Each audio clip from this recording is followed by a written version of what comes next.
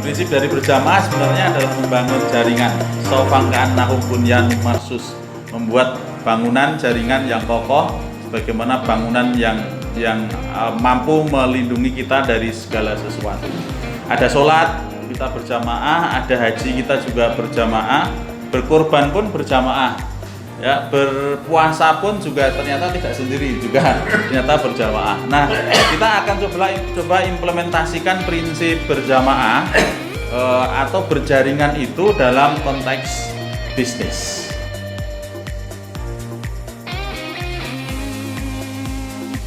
Bahwa ternyata jaringan itu dalam jaringan bisnis ya, ini tidak bisa kita fokus ke satu bidang ternyata, karena suatu saat ternyata kita perlu bidang lain gitu kan, seperti ini ya, untuk kondisi sekarang ya. Sehingga kita bisa ada alternatif bisnis yang menjadikan usaha kita masih tetap hidup gitu.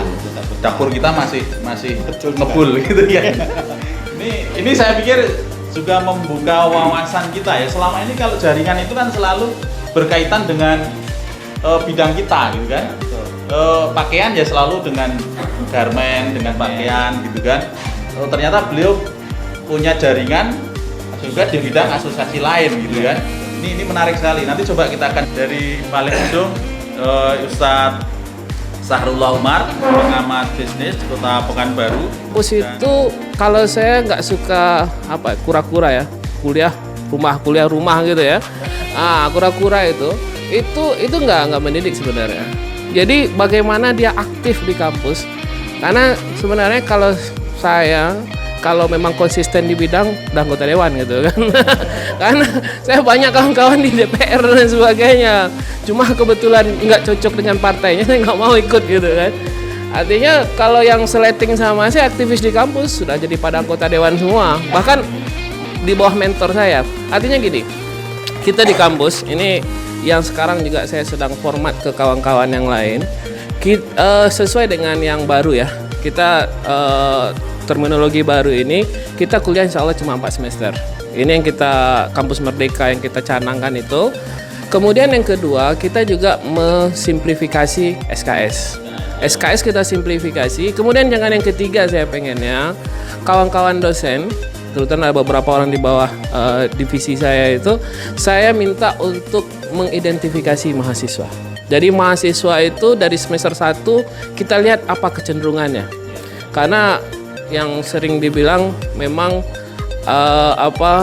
yang kita potensi yang besar itu adalah di orang yang punya imajinasi besar.